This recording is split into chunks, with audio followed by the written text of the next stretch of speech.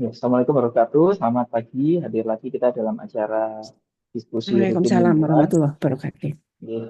yaitu tanya apa saja.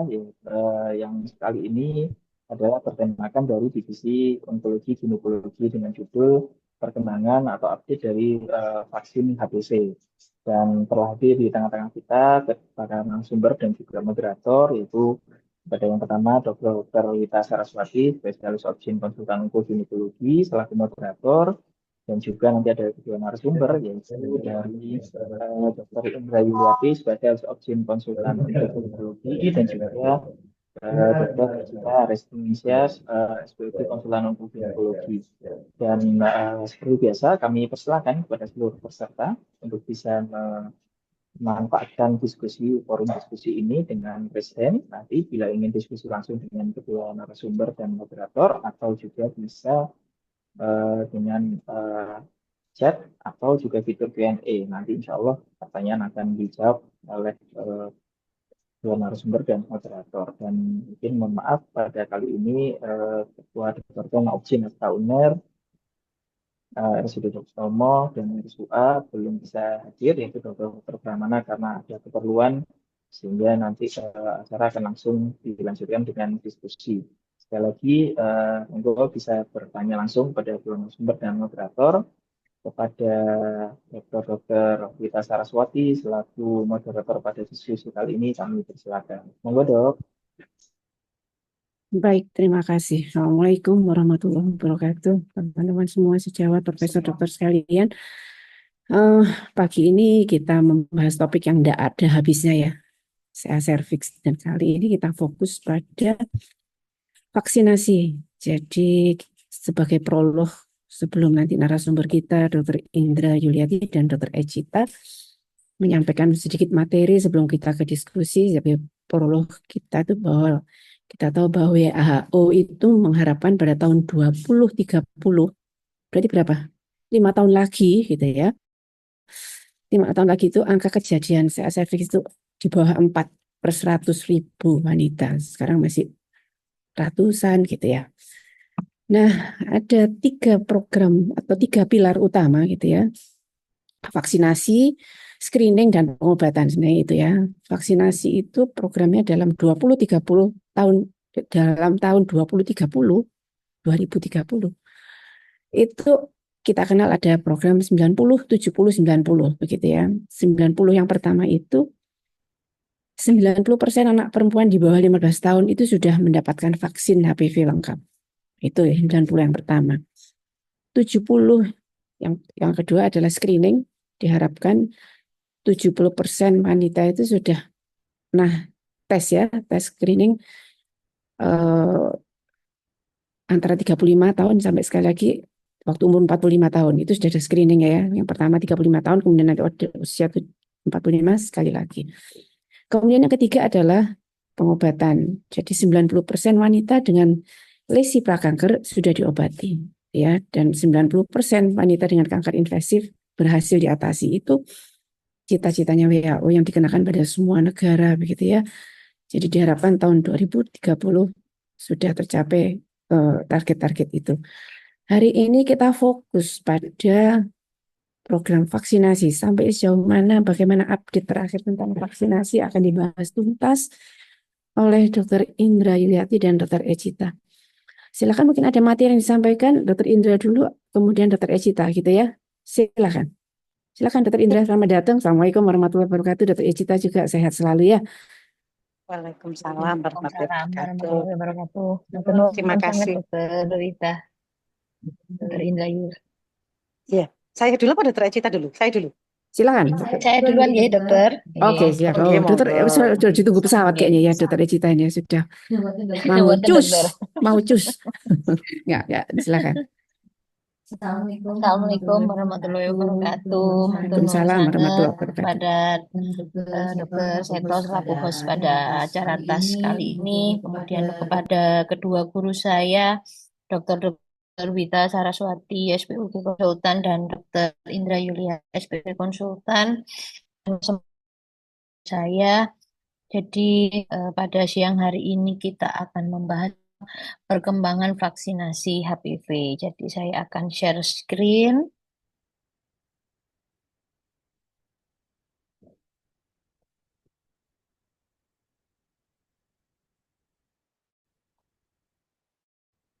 Ya, jadi perkembangan vaksinasi HPV memang betul seperti apa yang telah Dr. Wita kemukakan tadi bahwa ini never ending topik, never ending program yang selalu akan berkembang dan selalu akan mendapatkan pengawalan dari WHO terkait program ini.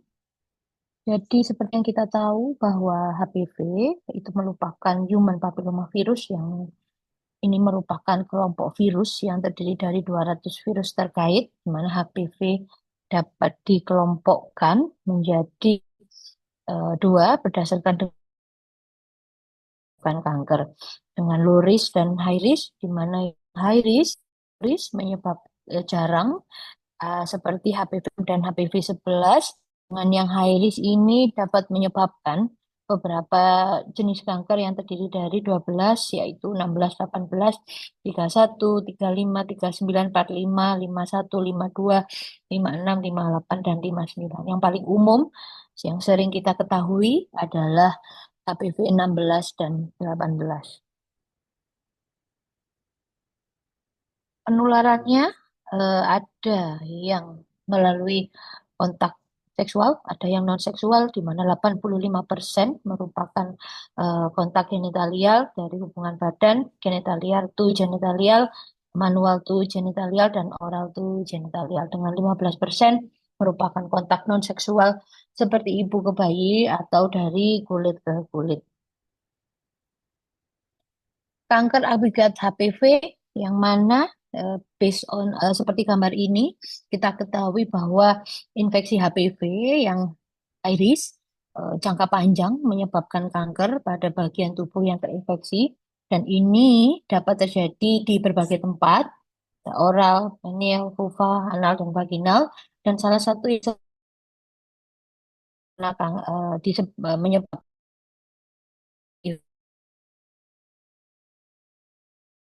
dengan virus HPV ini merupakan menjadi kekhawatiran karena kanker serviks merupakan salah satu kanker yang tertinggi di negara berkembang. Kanker serviks di Indonesia, seperti yang kita tahu, menduduki negara tertinggi.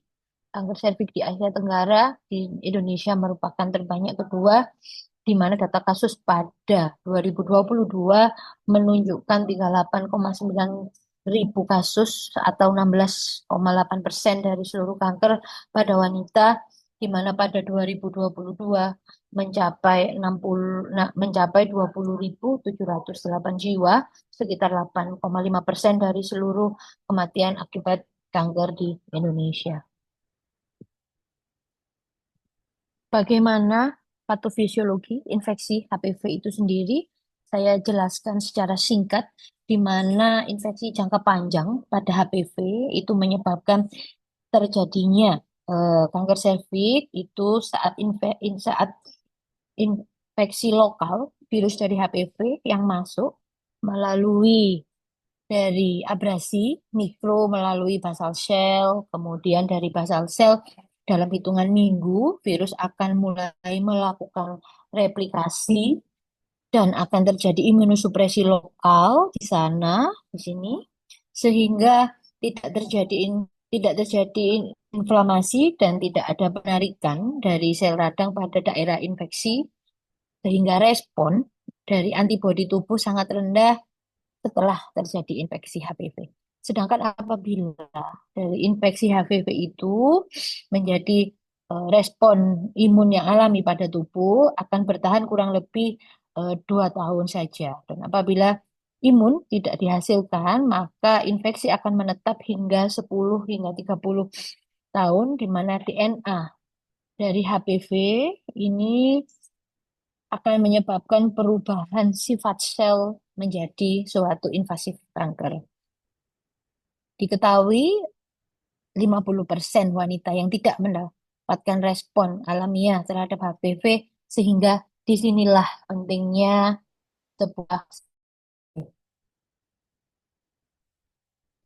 Perjalanan dari kanker serviks ini merupakan perjalanan secara 7 hingga 8 tahun, di mana perjalanan awal karena jelas suatu infeksi HPV menjadi kanker berlangsung 7-8 tahun, dan awal dari perjalanan ini sering memberikan titik perjalanan penyakit yang lumayan lama tanpa ada keluhan, dan vaksinasi di sini dapat diberikan apabila infeksi masih dalam tahap inkubasi. Dan apabila vaksinasi dilakukan saat sudah kita temukan lesi, maka penanganan bergeser, di mana sehingga kita rekomendasikan pada wanita usia subur untuk melakukan screening terlebih dahulu sebelum dilakukan vaksinasi. Pentingnya dari vaksin HPV adalah infeksi HPV sendiri terjadi sangat umum, dan 50% seperti yang saya katakan sebelumnya menghasilkan respon alami terhadap infeksi HPV, di mana vaksin ini akan membentuk 3 dari antibodi yang dapat bekerja dengan 3 mekanisme, yaitu 1, mencegah terjadinya infeksi baru melalui antibodi monoglobulin. Yang kedua, mencegah infeksi mencapai situs lain dengan neutralizing antibody, dan dengan mengurangi viral load setelah shedding terjadi. Jenis-jenis vaksin HPV yang sudah ada di Indonesia dan FDA approved yaitu Cevarik dari L1 dan virus-like protein 16-18. Kemudian pada Gardasil ada 6, 11, 16, 18. Dan pada Gardasil nonavalen ada low-risk dan high-risk. Pada high-risk yaitu 16, 18, 31, 33, 45, dan 52, 58. Dan pada low-risk 6 dan 7.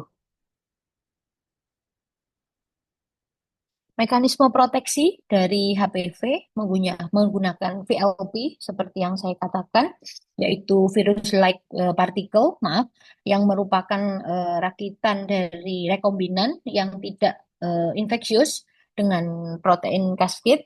Di sini di mana L1 HPV pada antigenik identik dengan HPV penyebab infeksi, sehingga paparan dari LVP itu memicu respon antibodi menetralisir yang kuat, sehingga respon ini menghentikan penyerapan HPV oleh sel basal, dan sel basal epitel serviks merespon humoral ini mendasari terjadinya efektivitas dari sebuah vaksin. Dan mode kerja vaksin ini juga menjelaskan mengapa vaksin HPV kurang efektif pada wanita dengan paparan HPV sebelumnya, karena infeksi HPV pada sel basal sudah terjadi, di mana setiap vaksin memiliki virus-like particle spesifik terhadap subtype tertentu dengan targetnya, namun semua memberikan tingkat perlindungan silang terhadap subtype yang lain. Efekasi dari vaksin bivalen berdasarkan trial dari Patricia pada HPV 16 dan 18 menunjukkan efekasi hingga 92,9% terkait HPV ini. Di grafik A menunjukkan insidensinya lebih rendah pada populasi tervaksin terhadap kejadian CIN, dan pada grafik B menunjukkan insidensi pada populasi tervaksin terhadap kejadian CIN 2 tanpa memandang HPV DNA-nya.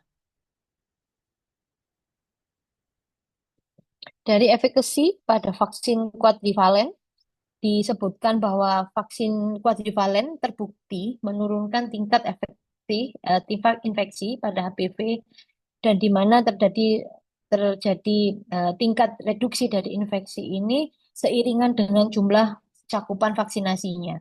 Pada penelitian yang masih berlanjut, yaitu Future 1 dan 2, juga menunjukkan efektivitas mencegah kanker serviks pada CIN 2 dan 3 akibat 4 type HPV hingga 98% efekasinya. Bagaimana dengan yang nonavalen? Pada penelitian yang membandingkan quadrivalen dan nonavalen, didapatkan hasil sebagai berikut, bahwa efikasi vaksin terhadap virus yang tidak tercover oleh quadrivalen, yaitu 97,1%, di mana efikasi dan imunogenitas pada virus yang tercover oleh quadrivalent menunjukkan keduanya tidak jauh berbeda.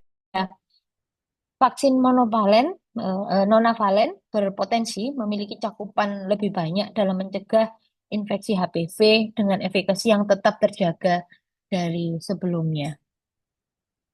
Bagaimana dengan efektivitas vaksin HPV based on usia?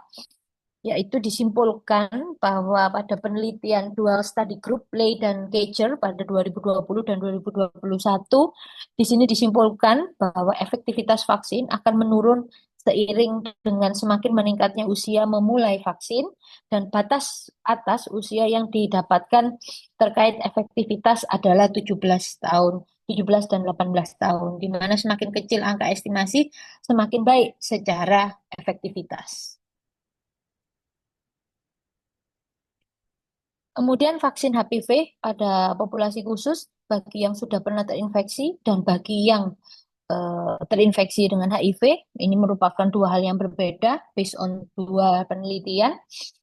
Pada eh, yang sudah pernah terinfeksi jin 2 dengan infeksi serologi positif persisten, efekasinya sebesar 78%, dan 80% persisten pada 12 bulan. Sehingga tetap kita rekomendasikan pada pasien yang pernah terinfeksi HPV dengan saat ini HPV DNA negatif, maka memiliki positif serologis, vaksin tetap dapat diberikan.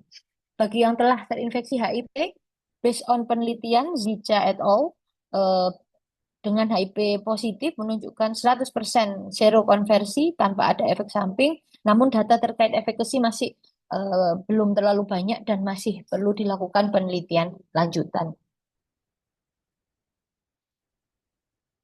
Ini vaksinasi HPV sebagai terapi jin, ini bukan semacam profilaksis, yaitu pada wanita yang telah menjalani perawatan dengan jin tetap rentan terhadap reinfeksi HPV dan beresiko lebih tinggi pada cervical intraepithelial neoplasia berulang karena terkait dengan HPV-nya. Beberapa studi menunjukkan bahwa vaksin dari HPV profilaksis untuk mengurangi resiko penyakit berulang pada wanita yang telah menjalani perawatan untuk cervical intraepithelial neoplasia. Perkembangan vaksin HPV juga sebagai terapi, di mana vaksin HPV konvensional beredar sebagai profilaktik, yaitu konsepnya adalah mencegah. Atas dasar ini, dibuatlah vaksin HPV yang bersifat terapeutik dan merangsang imunitas seluler terhadap lesi yang telah ada. Di mana saat ini belum ada vaksin terapeutik yang berlisensi beredar, namun penelitian sudah masuk pada phase 2 dan fase 3 dan fase 2 pada clinical trial. Di mana vaksin ini menggunakan vektor dari DNA dan RNA, peptida protein, bakteri virus sebagai contoh yang PGX-3100 based on the DNA, dan vaksin yang berbasis dari bakteri seperti listeria menunjukkan hasil yang menjanjikan, dan kombinasi dari vaksin ini terdapat anti PD1 dan PDL1 dalam menunjukkan supresi dari tumor. Proteksi silang terhadap vaksin HPV di uji future terhadap vaksin quadrivalent menunjukkan proteksi silang terhadap 10 subtype HPV yang tidak tercover, yaitu 31, 33, 35, 39, 45, dan 51. Di mana pada uji efektif pada cervical interplacental neoplasia yang low grade, tidak pada yang high grade. Pada uji Patricia terhadap vaksin bivalent menunjukkan adanya proteksi silang terhadap jin 2 yang terkait dengan HPV 31, 33, 45, dan 51. Sehingga dapat disimpulkan bahwa setiap jenis vaksin HPV dapat mencakup beberapa subtype non-vaksinnya yang tidak termasuk pada cakupan awal. Namun untuk mendapatkan perlindungan yang lebih komprehensif, vaksin dengan cakupan dasar yang lengkap lebih disarankan. Efek samping, ada beberapa dari efek samping vaksin HPV yang paling sering adalah sakit kepala, kemudian mual, kemudian nyeri otot, dan disertai demam serta eritema atau kemerahan. Dari kesimpulan yang bisa saya simpulkan pada siang hari ini, infeksi HPV dapat merupakan berbagai dari macam kanker. Salah satunya yang paling sering adalah kanker serviks. Dengan pemberian vaksin terbukti menguntungkan apapun jenis vaksinnya daripada tidak sama sekali, meski proteksi silang didapatkan untuk memberi proteksi yang lebih komprehensif, nonavalen lebih direkomendasikan. Di mana pemberian vaksin HPV pada pasien yang pernah terinfeksi terbukti memberikan perlindungan dan mencegah rekarensi. Mungkin sekian yang bisa ditambahkan dari saya siang ini. Matur nuwun, dokter. Baik, demikian presentasi singkat gitu ya. Jadi kebaruannya adalah kalau dulu vaksin HPV hanya difokuskan untuk pencegahan, ini mulai banyak penelitian untuk sebagai terapi begitu ya. Silakan yang kedua, Dr. Indra Yuliati, silakan. Oke, terima kasih Dokter Wita. Assalamualaikum warahmatullahi wabarakatuh. Selamat pagi. Waalaikumsalam warahmatullahi wabarakatuh. Saya dibantu sama Dokter Ari ya untuk share screen-nya. Kebetulan Oke, saya di Lokakarya untuk persiapan HPV DNA self sampling untuk 5.500 sampel di Surabaya. Ya, Terima silakan. kasih. Tidak apa-apa. Ya. Silakan. Slide Ya. berikutnya.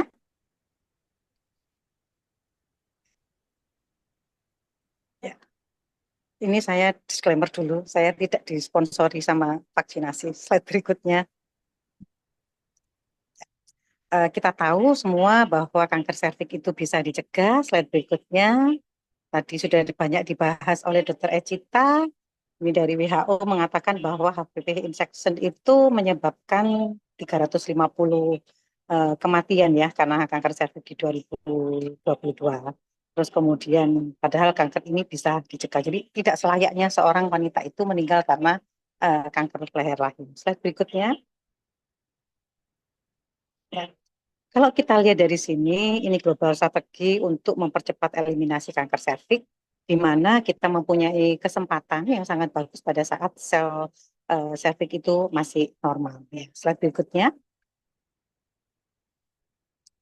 Kalau kita lihat di sini, tadi sudah dibahas sama Dr. Wita ya, tentang target dari WHO untuk eliminasi tahun 2030.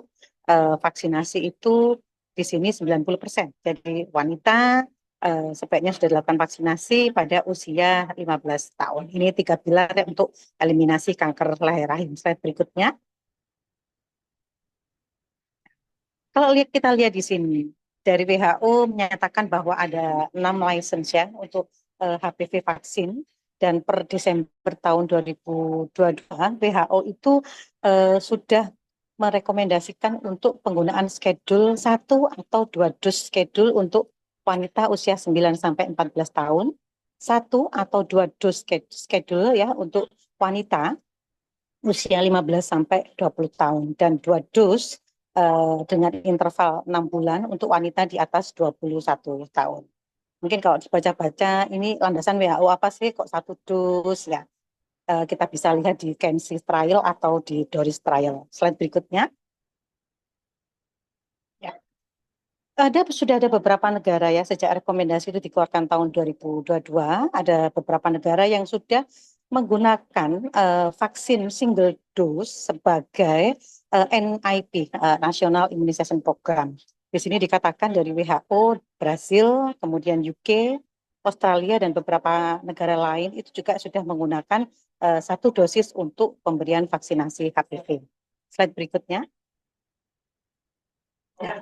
Bagaimana di negara kita? Kalau kita lihat ini dari peraturan menteri RAN, ya, rencana aksi nasional kita tahun 2023 sampai 2030. Di sini dikatakan bahwa target kita di Indonesia dengan RAN ini 90% ya anak perempuan dan laki-laki. Jadi anak perempuan dan laki-laki akan divaksinasi HPV sebelum usia 15 tahun. Cuman program ini baru jalan untuk sementara anak perempuan secara nasional pada tahun 2023. Untuk di Surabaya sudah mulai 2017, di Jakarta mulai 2016. Tetapi di run ini nanti anak laki-laki dituliskan startnya mulai 2028. Terus kemudian 75%. Jadi target kita nanti lebih tinggi dibandingkan dengan WHO. Karena WHO 70% wanita usia 30 sampai 65 tahun itu sudah di screening menggunakan HPV DNA. Kalau di negara kita pakai 75%. Jadi nanti kita butuh bantuan sejawat semua. Kita sedang mengerjakan pilot project ya untuk pemeriksaan HPV DNA testing ini untuk screening di negara kita. Targetnya sampai 2030, 75% itu bisa tercapai. Ya, seperti itu. Terus kemudian 90% wanita dengan lesi prakanker ya akan mendapatkan tata laksana. Jadi saya berharap nanti anggota-anggota POGI apabila mendapatkan mungkin konsulan ya dari puskesmas apa-apa dengan HPV DNA positif, nanti ada flowchart yang sudah kita tentukan bagaimana kalau HPV DNA-nya positif pada saat primary screening test, nanti kita kerjakan dengan visual inspection dengan FAT ya. Jadi visual inspection dengan asam asetat before kita kerjakan thermal ablasi seperti itu. Tetapi kalau dia nanti tidak eligible, nanti kita sebagai dokter objin nanti harus melakukan lip counter. Jadi saya harap peran serta semua anggota POGI untuk bisa melakukan tata laksana pada 90% pilar yang ketiga ini. Slide berikutnya. Ya, ini ada beberapa vaksin yang sudah ada di Indonesia. Jadi ada 4 tadi juga sudah dibahas sama Dr. Ecita. Yang kita khususkan nanti itu mungkin yang ini yang ada bentuk file ya. Jadi ini ada Gardasil quadrivalen yang diberi nama Nusagard ya. Ini kemarin diresmikan itu dikasih nama Nusagardnya per Agustus 2023. Nanti ini yang dipakai sebagai program untuk anak SD termasuk untuk program catch up ya. Jadi nanti kalau di puskesmas ada vaksin dengan harga 550, lah itu kita pakai Nusagard. Slide berikutnya. Jadi kalau di puskesmas, di DKK ada seperti ini ya. Ini meliputi untuk bulan imunisasi anak sekolah. Ini pelaksanaan di Surabaya tahun 2017. Slide berikutnya. Ya. Ini rekomendasi dari HOGI yang kita bahas Januari tahun lalu. Ini tapi tinggal persetujuan dari ITAGI ya. Jadi dari HOGI sendiri sasarannya wanita usia 9 sampai 20 tahun itu 1 atau 2 dus ya, dengan interval 6 sampai 12 bulan. Makanya dosis pertama diberikan pada kelas 5, dosis keduanya pada saat kelas 6. Jadi kalau sejawat semua nanti ada masih anak-anak, terus kemudian kita tanya dulu apakah waktu di bulan imunisasi anak sekolah itu dia sudah mendapatkan vaksin, karena 2023 sudah masuk program seluruh Indonesia. Kemudian untuk wanita usia 21 sampai 45 tahun, batas di kita itu bisa 2 atau 3 dus sesuai dengan vaksin yang digunakan. Untuk laki-laki rekomendasi kita sampai usia 26 tahun dengan 1 atau 2 dus dengan interval 6 sampai 12 bulan. Slide berikutnya. Ya, ini sekarang yang ada di puskesmas di Surabaya ya. Jadi vaksinasi ini bisa dikerjakan. Jadi sampai dengan jadi ini bukan yang untuk program bias ya. Jadi ini dengan wanita-wanita yang sudah ingin melakukan vaksin sampai usia 45 tahun boleh, tapi berbayar dengan KTP Surabaya, tapi ini sementara ya. Terus kemudian harus dikerjakan cek IVA dulu kalau dia sudah pernah kontak seksual. Seperti itu. Ini pakai Nusagard. Slide berikutnya. Ya. Bagaimana di Amerika dari American Cancer Society ya? Dari Amerika dia masih belum merekomendasikan one dose ya. Jadi kalau kita lihat di sini di Amerika berdasarkan ACS ya, HPV vaksin itu sangat direkomendasikan ya di sini ya, untuk laki dan perempuan dengan usia yang masih naif itu belum mendapatkan infeksi HPV, maka harapannya imunitas yang terbentuk akan lebih tinggi. Slide berikutnya. Ya, kalau lihat di sini ya, di Amerika masih menggunakan 2 dus ya. Terus kemudian kalau di atas di sini dikatakan dia bilang bahwa 13 sampai 26 itu bisa untuk catch up ya. Tetapi kalau dari sini di ACS itu tidak merekomendasikan pada wanita usia di atas 26 tahun karena ini berhubungan dengan insurance ya. Jadi kalau dia merekomendasikan harapan nanti pasiennya nuntut untuk divaksin seperti itu ya.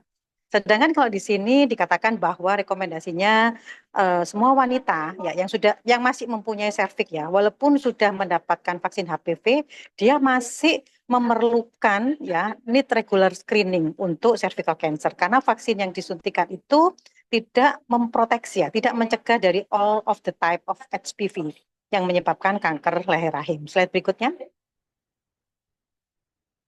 Ya, ini dari CDC. Kalau di CDC pun juga masih menggunakan 2 dus ya. Di mana dengan intervalnya itu dia bisa 6 sampai 12 bulan. Slide berikutnya. Slide berikutnya. Ya.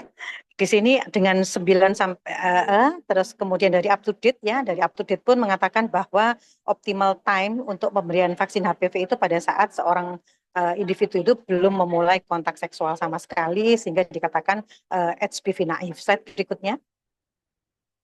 Ya. Kalau dari up to date di sini dikatakan bahwa ada tipe-tipenya yang ada di Amerika hanya yang 9 valen yang ada mulai tahun 2016. Slide berikutnya. Ya, untuk vaksinasi pada female ya itu grade-nya grade 1A, rekomendasinya untuk pada laki-laki grade-nya 1B, terus kemudian kalau untuk program catch up itu antara usia 13 sampai 26 tahun itu masih bisa direkomendasikan. Slide berikutnya. Ya, di sini dikatakan bahwa ya ada beberapa kalau di up to date ya. Jadi seorang wanita di atas 26 tahun itu boleh kita kita apa namanya lakukan vaksin di sini ya.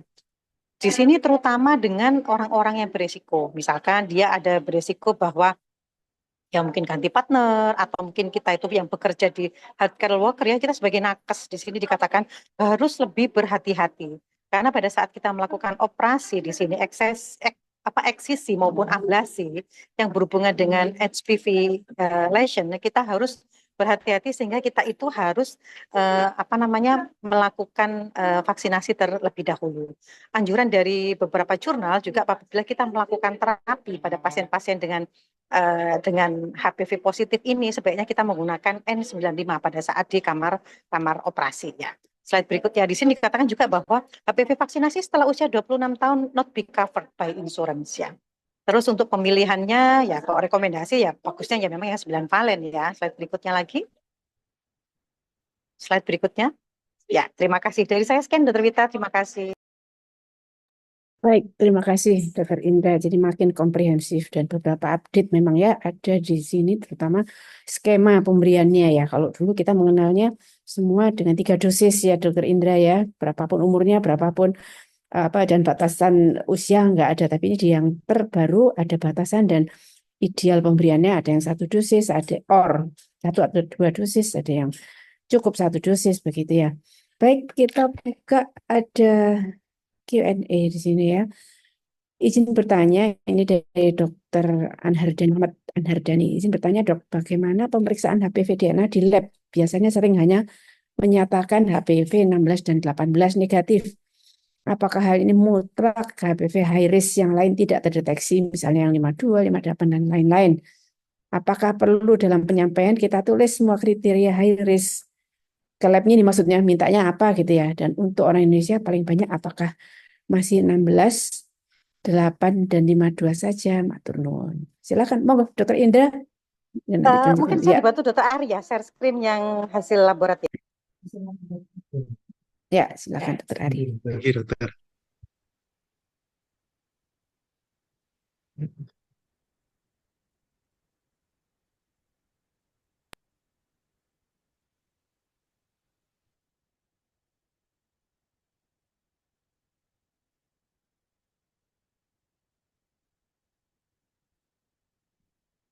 Bisa Dr. Ari? Saya jawab aja dulu ya. Bisa ke dokter. Oke. Okay. Kalau untuk hasil laboratorium dokter ya jadi memang disebutkan biasanya di situ gennya HPV-nya HPV berapa? HPV 16, misalkan hasilnya negatif, HPV 18 negatif, HPV 52 hasilnya misalkan positif seperti itu ya. Terus kemudian disebut juga bahwa HPV high risk yang lain dalam hal ini negatif. Di sini di beberapa laborat itu di sini disebutkan HPV 31, 33, 35, 39, 45, 51, 56, 58, 59, 66 sampai 58 pun Ya, disebutkan. Ini contoh yang kotak nomor 4, dokter. Ya, jadi kotak nomor 4 itu ya, nah, kotak nomor 4 itu ya, di sini disebutkan HPV yang lain. Tetapi kita lihat paling bawah lagi. Jadi dikatakan bahwa dengan catatan bahwa hasil HPV DNA tidak dapat dibandingkan satu laboratorium dengan laboratorium lain karena perbedaan alat dan target gen yang digunakan. Jadi kalau kita ketahui sendiri ya, kalau kita alat untuk pemeriksaan HPV DNA tes itu ada banyak macam. Di Cina sendiri pun lebih dari 100 macam ya. Jadi kita harus tahu alat yang kita pakai itu bagaimana dan kemudian dia keistimewaannya bagaimana. Karena juga ada alat yang hanya HPV DNA high risk positif negatif gitu aja tanpa ada genotypingnya juga ada, dokter. Jadi tergantung alat, tergantung harga, dan tergantung juga laboratorium itu bisa mengerjakan apa enggak. Karena beberapa alat untuk pemeriksaan HPV DNA itu kadang ada yang closed system, jadi artinya tidak bisa dipakai untuk pemeriksaan PCR yang lain. Tapi ada juga alat-alat seperti ini, misalkan punya Bio Farma. Ya, ini saya penelitian dengan Bio Farma waktu itu dengan cell sampling itu dia uh, bisa open system. Artinya di semua alat PCR dia bisa, asalkan reagen-reagennya sudah dari Bio Farma. Seperti itu, dok. Jadi demikian jawaban saya. Jadi enggak semua nyebutkan 16, 18, 52. Khusus untuk yang ini, kemarin yang kita kerjakan itu, dia menyebutkan tipe yang lainnya juga negatif. Seperti itu ya. Jadi tergantung dari alat yang kita pakai. Terima kasih. Sebentar, saya nyambung pertanyaannya. Pertanyaannya itu apakah perlu gitu ya? Perlu nggak kita nyebut pengennya pemeriksaan virus-virus yang lain gitu ya? Ini berpengaruh terhadap apa gitu? Artinya lab-lab itu biasanya 16 dan 18. Apa perlu nggak kita itu minta saya mau tipe yang ini, tipe ini, tipe ini misalnya gitu. Dan itu ngaruh nggak terhadap tata laksana sebelumnya itu mungkin, Dokter Indra? Pertanyaannya kan apa Ya. perlu minta periksa macam-macam itu gitu? Semua kriteria high risk apa perlu mintanya itu gitu? Tergantung panel alat di tempat rumah sakit kita, dokter. Jadi kalau semisal ini saya bukan sponsor ya, jadi saya bisa nyebut ya, misalkan di Prodia itu ada dia pakai yang genotypingnya tipenya PCR-nya tertentu. Kalau dulu pakai hybrid K2, sekarang ganti PCR. Terus kemudian kalau dari Calgen itu tipenya lain lagi, dry. Jadi kita ngambil apa namanya sampel HPV-nya itu pakai beras kecil gitu dengan sistem kering. Terus kemudian kita putus, jadi mereka sendiri nanti yang ekstrak dengan cairan yang ada yang mereka punya. Itu pun hasilnya enggak beda lagi seperti ini. Jadi tergantung alat. Apakah kita butuh yang lain? Nah, kalau misalkan tipe 16, 18 misalkan ya negatif, ya memang dia resikonya tidak setinggi kalau tipe 16, 18 yang positif.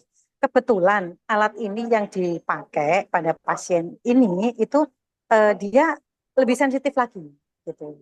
Jadi nanti kalau kita pelajari ada banyak macam merek, termasuk yang Oclarity, ada yang Calgen, ada yang Bio Farma. Ini yang kita penelitian self sampling yang sekarang sama USAID ini sama dengan menggunakan pakai RUS untuk di daerah Manukan Kulon. Gitu, Dokter Vita, tergantung alatnya Ya, itu. ya. Jadi pertanyaannya kembali ke apa perlu ya? Mungkin kalau yang penting kan ini hasil lab-lab ini kan virus-virus itu common ya artinya ya. Mau tipe yang high risk itu kan kalau misalnya yang high risk tidak ketemu artinya mungkin 16 atau 18 yang kata Bu Indra tadi itu yang paling tinggi prevalensi atau insidensinya paling tinggi gitu ya.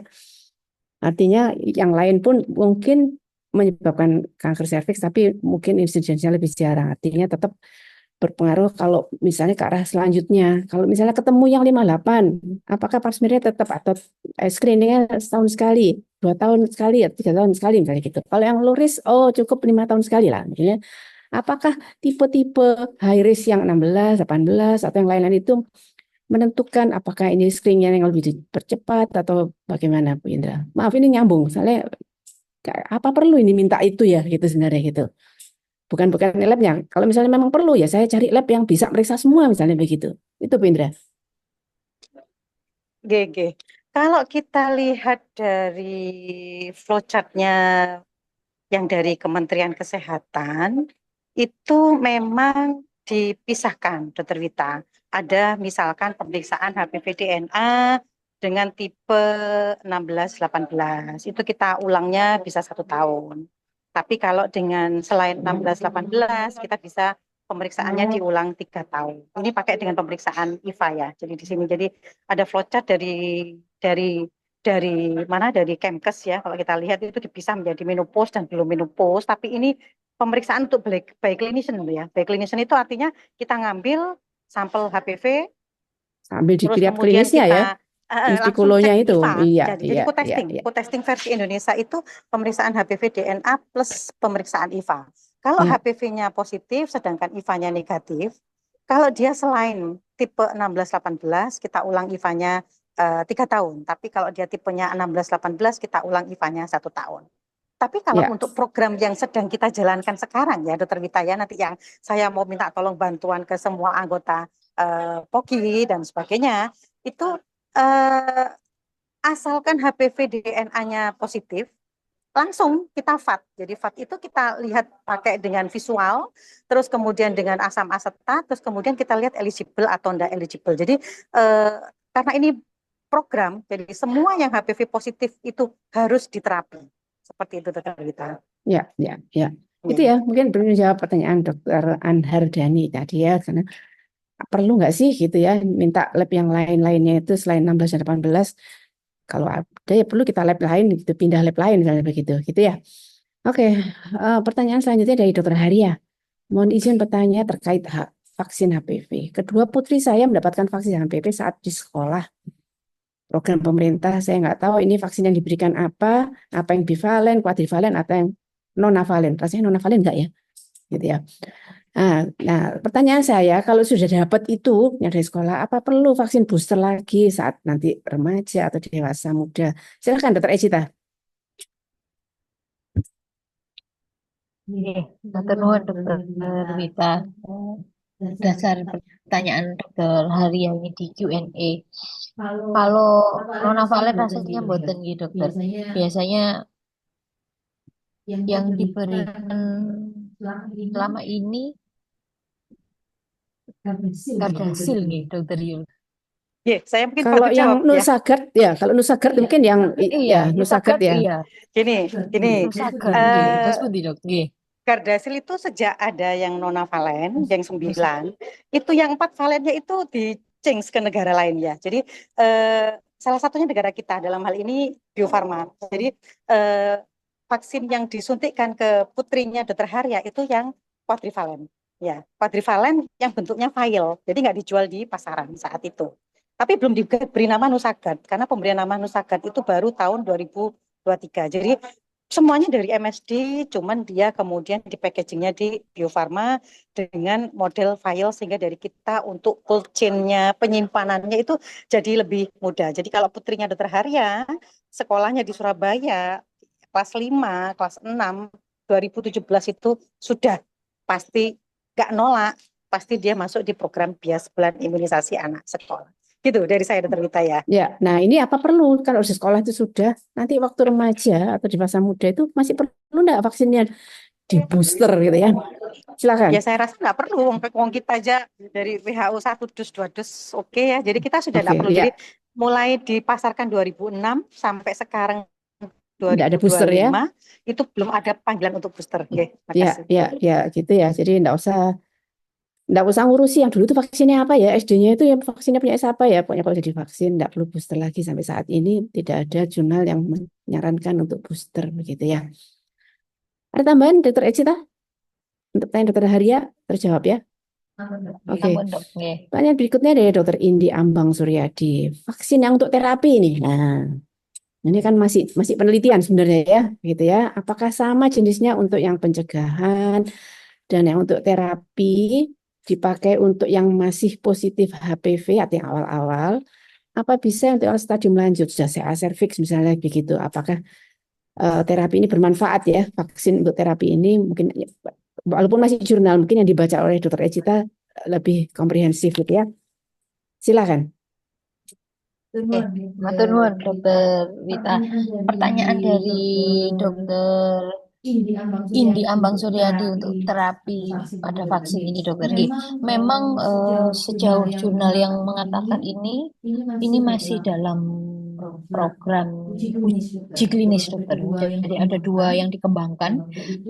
Itu adalah VGX 3000 yang seperti ada di slide saya, ini yang based on DNA, dan kemudian yang kedua itu yang untuk vaksin berbasis bakteri dokter, yang jadi listeria. Ini yang pada uji fasenya itu menunjukkan hasil yang lebih menjanjikan dari yang DNA. Tapi ini semua masih dalam proses trial, masih klinis penelitian, belum ada yang belum ada di license dan dipublis untuk produknya, dan jenisnya sudah pasti beda dengan vaksin HPV yang selama ini sudah kita ketahui.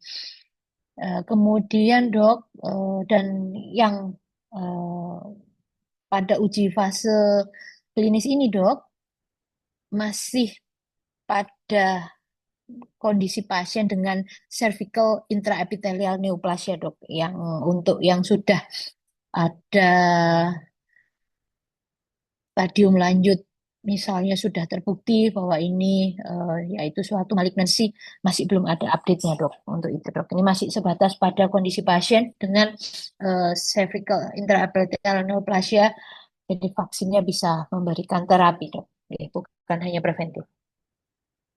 Matur nuwun, Iya, Dokter ya, Rita. saya sedikit menambahkan pasti beda jenisnya ya, karena vaksin yang untuk terapi memerlukan vektor, begitu ya, baik itu virus atau bakteri, itu adalah vektor yang untuk menyampaikan untuk kemudian menimbulkan imunitas seluler, gitu, yang spesifik gitu ya untuk E6 E7 itu. Sedangkan kalau ini menimbulkan antibodi yang humoral yang dia sifatnya umum, begitu ya. Kemudian ada pertanyaan lagi nih dari Dokter Haria lagi. Kalau sudah SD itu, apakah nanti programnya ini untuk anak SMA atau SMP? Kan ini masih program untuk anak SD ya, Dokter Indra mungkin tahu ya. Jangan, nah, apakah program vaksin ini kira-kira akan diulang nanti waktu SMP atau SMA? Tapi gini, kalau misalnya tadi SD sudah dapat, pasti SMP SMA nggak perlu disuntikkan lagi. Nah ini yang waktu SD nggak dapat, nah apakah nanti program vaksin ini untuk anak SMP atau SMA? Silakan Bu Indra tentang program. Nggih. Kalau untuk vaksin HPV secara nasional kan baru kemarin ya 2023 seluruh Indonesia ya. Karena seluruh Indonesia baru kemarin, terus kemudian bagaimana dengan yang SMP, SMA? Kalau kita lihat dari algoritma tadi, kita nanti ada namanya catch up programnya. Jadi program untuk mengejar buat wanita-wanita yang belum pernah mendapatkan vaksin sama sekali. Harapan kita ya pakai yang Nusagat itu tadi, seperti yang ada di Puskesmas Gayungan tadi ya, Puskesmas Gayung Sari tadi, dia melakukan program pemberian vaksin. Jadi buat anak-anak yang belum mendapatkan vaksinasi itu, dia mau pakai yang quadrivalent dengan harga yang lebih murah, monggo bisa pakai yang seperti itu. Tapi kalau kita mau proteksi kita lebih bagus, ya kita bisa pakai yang nonavalen tetapi di praktek pribadi seperti itu, atau di rumah sakit dengan biaya yang agak lebih mahal, karena kita tahu kalau nonavalen itu kan harganya hampir 2,5 juta gitu. Gitu buat kita. Ya, ya, ini ada lanjut pertanyaannya ya. Ini mungkin perhatian buat kita semua ya. Dokter Haria melihat itu, saya pernah melihat video yang di-share sejawat senior. Ada seorang TikToker atau influencer yang kesannya memberikan informasi yang rancu tentang vaksin HPV. Bahwa kalau sudah ada vaksin HPV, seolah-olah kita membebaskan generasi muda melakukan hubungan seks tanpa perlu khawatir kena CA cervix begitu. Nah, dari POGI itu ada nggak yang mengcounter bahwa ini informasi yang sesat begitu ya, bahwa kesannya apa jadinya orang lah kalau divaksin orang jadi terus berhubungan bebas, yang mending nggak usah vaksin. Takutnya kalau vaksin orang sudah seolah-olah dibolehkan untuk berhubungan seks bebas. Silakan, mungkin Dokter Ecita dari sudut pandang Dokter Ecita.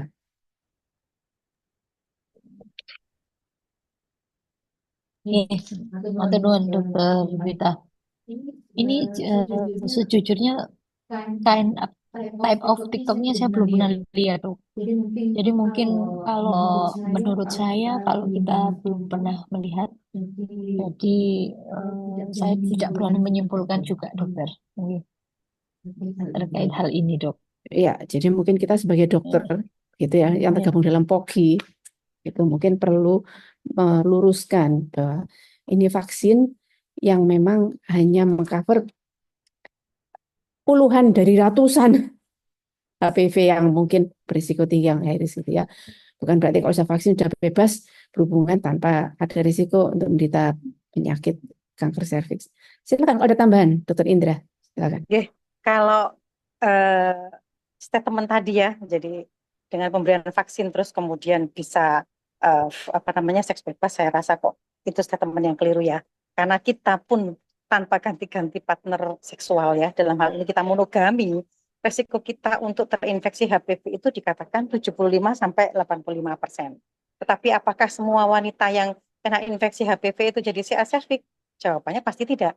Karena tubuh kita punya imunitas. Jadi di mana dengan imunitas itu tadi, virus HPV itu bisa mengalami regresi dan kemudian akhirnya menjadi clearance ya. Hanya wanita-wanita yang dengan HPV infeksi persisten, itu jadi harus ada kata-kata persisten. Dengan HPV infeksi persisten, itu yang harus kita lebih waspadai karena dia risk untuk menjadi suatu cervical cancer itu lebih tinggi. Jadi semua beresiko. Laki, pria terinfeksi HPV itu beresiko.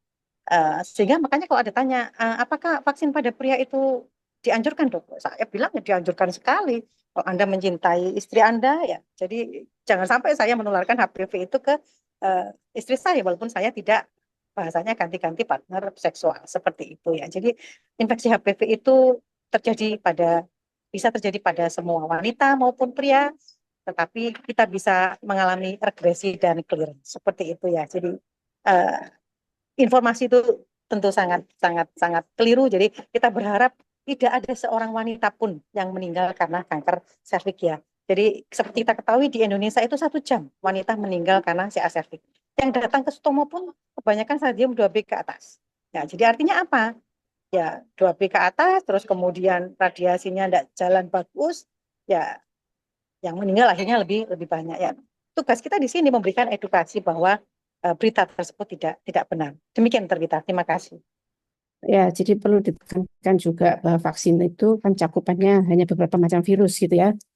Dengan vaksin kita tidak bisa melindungi virus yang lain yang tidak tercakup dalam vaksin itu, walaupun memang ada cross reaksi ya, dengan ada reaksi silang dengan tipe-tipe yang lain, tapi bukan berarti kalau sudah vaksin bebas dari kanker serviks itu aja. Semua vaksin rasanya tidak ada yang mengcover 100% gitu ya. Jadi apalagi ini kemudian sebagai pernyataan kalau sudah vaksin boleh hubungan seks bebas gitu ya. Jadi kemudian yang berikutnya ada dari Dr. Aditya. Tadi disebutkan bahwa pemberian vaksin HPV masih bisa memberikan efikasi 70-80% pada pasien dengan CIN2.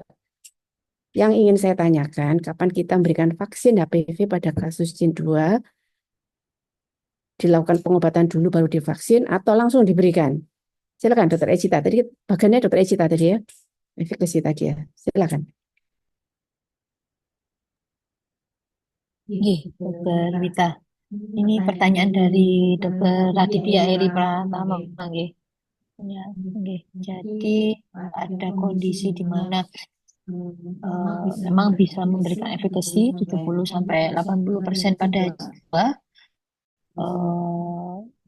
Rasanya memang harus dilakukan pengobatan terlebih dahulu nih dok. Ya, dan dimana bila setelah sembuh DNA-nya sudah negatif baru boleh divaksin gitu dok. Walaupun serologi masih positif pun boleh divaksin, tapi ya kalau bisa memang dilakukan hingga ke level DNA nih. Ngaten gitu. Ya, jadi kalau saya Boleh saya simpulkan, tambahkan? ya silakan Dr. Indra. Ya. Sebenarnya Dokter Ecita tadi sudah sampaikan tentang Speranza Project ya. Ya, experimentation anti-HPV zona Apuana ya. Jadi itu HPV vaccination after treatment for CIN2. Ya, jadi habis konisasi atau habis lip quarter, pasien itu mendapatkan vaksinasi. Di sini sampel yang masuk itu 536 pasien yang dilakukan lip surgery for CIN2. Nah, kalau kita lihat dari datanya yang Dokter Ecita tadi, kalau kita trace ya, namanya Speranza Project itu, ada sekitar 30 hari ya Dokter Radit ya. 30 hari setelah dia dilakukan treatment, dia diberikan vaksinasi. Ya. Jadi 30 hari setelah treatment itu baru diberikan vaksinasi. Nah, terus kemudian pasien itu diikuti. Lah, kelompok yang vaksinasi itu ada 2 yang clinical disease relapse. Sedangkan yang kelompok yang tidak divaksinasi ada 11 yang dia clinical disease relapse-nya. Artinya apa? Artinya kalau seorang wanita itu dengan CIN2 sudah dilakukan surgery, kemudian divaksinasi, proteksi dia itu lebih tinggi kalau dari studi ini ya mengatakan demikian, sehingga dia resiko untuk relapse-nya itu lebih kecil seperti itu, karena kita ketahui bahwa eh, imunitas yang kita dapatkan dengan apa namanya alami ataupun imunitas itu kita dapatkan dengan apa namanya dengan vaksinasi itu hasilnya akan jauh berbeda. 30 hari after treatment dan kemudian kita efikasinya tadi dikatakan hampir 80%. Itu Dr. Wita, terima kasih. Ya, ya. Jadi imunitas alami tidak bisa mengatasi reinfeksi HPV ya. Jadi kalau imunitas alami karena kita tahu bahwa imunitas itu ada di darah, sedangkan itu kan penyakit itu ada di epitel gitu ya, harus divaksin begitu ya. Jadi ada manfaatnya tetap tapi harus diterapi dulu. Nah, kemudian pertanyaan selanjutnya, apabila saat dilakukan pap smear didapatkan hasil kelas 2. Kelas 2 itu no malignancy ya, kelas 2 itu ya. Tapi ada HPV DNA dengan hasil yang high risk. Nah, apakah langsung kita rujuk ke onkolog atau bisa observasi aja? Nah, ini pap smear normal, tidak ada apa-apa, cuma dia ada HPV DNA-nya. Itu perlu diterapi, divaksin, atau rujuk. Silakan, Dr. Indra. Harusnya kita lihat dulu di spekulum. Kemudian kita oleskan asam asetat. Terus kemudian di situ nanti kita lihat area yang namanya acetoide. Kenapa? Ada lesi atau enggak gitu kan pentingnya ya. Betul. Ya, jadi infeksi HPV itu tidak selalu diikuti dengan adanya lesi. Ya, seperti itu. Kalau kita bicara program, itu agak sedikit beda, Dokter Rita ya, sama Dokter Radit tadi yang tanya. Karena kalau HPV positif, walaupun itu tidak terlihat lesi, kalau ini saya bicara program, daripada pasien itu hilang, ya, tidak balik dan sebagainya, terus menularkan HPV-nya, kita lakukan thermal ablasi. Tapi satu lagi, kita sebagai penolong itu harus memproteksi diri kita sendiri dulu. Pakai N95, kita sudah vaksin dan sebagainya. Karena kita resiko terinhalasi oleh virus HPV-nya itu. Tetapi kalau misalkan kita yakin bahwa orang ini compliance-nya bagus, rutin kontrol dan sebagainya, Anda bisa tetap melakukan hanya follow up. Karena kita tahu bahwa HPV itu suatu penyakit yang bisa bahasanya sembuh, bisa regresi, bisa clearance. Yang bahaya itu kan hanya HPV yang persisten seperti itu. Oke. Jadi kalau jangan buru-buru dirujuk ke onkologi ya. Thermal ablasi. Kerjakan, nggak apa-apa. Karena Jangan kalau lupa. thermal ablasi, nanti kita ngelatihnya itu level dokter umum loh. Ya. Jadi saya ini nanti ditugasi ngelatih dokter umum untuk melakukan thermal ablasi. Tapi kalau dia tidak eligible, artinya maaf, lesinya itu tadi yang dikatakan dengan acetoide-nya itu luas, tidak mencakup di probe-nya thermal ablasi, itu pasti dirujuk ke SPOG untuk dikerjakan blip plotter, gitu ya. Iya, ini waktunya tinggal 1 menit, pertanyaan masih ada 10 kira-kira ini ya. Mungkin yang urin dulu ya, Bu Ita. Ini ada ya, sebentar. tanya ini apa? Oke, jadi tadi pertanyaan Dr. Aditya tadi, jangan kita ngobati berdasarkan hasil pap smear aja, harus in speculo. Itu yang penting ya, dilihat. Kalau ada lesi ya diobati dulu lesinya, gitu ya. Ya, silakan. Dari Dokter Prita ini bagaimana keakuratan pemeriksaan HPV yang sampel urin ini yang terupdate ya, terakhir kan memang itu ya, gembar-gembornya ya yang dipasarkan. Ya, silakan, Dokter Indra. Mungkin saya bisa bantu jawab ya, ini atas nama program ya. Jadi begini, memang kalau untuk pemeriksaan HPV itu kita bisa kerjakan 3 hal, by clinician, by cell sampling, dan by urin. Tetapi dari WHO sementara ya, itu kita masih merekomendasikan untuk negara-negara, banyak negara yang sudah mengerjakan HPV DNA itu dengan cara self sampling. Jadi kita pun nanti mau uji coba di Surabaya 5.500 dengan self sampling ini. Kalau urin bagaimana? Urin kita tahu ada yang dijual ya di Kimia Farma, diperiksa, namanya service scan ya. Akurasinya cukup bagus, 95,8 sampai 97,8%. Dengan sensitivitasnya 73,1%, spesifitasnya 97,3%.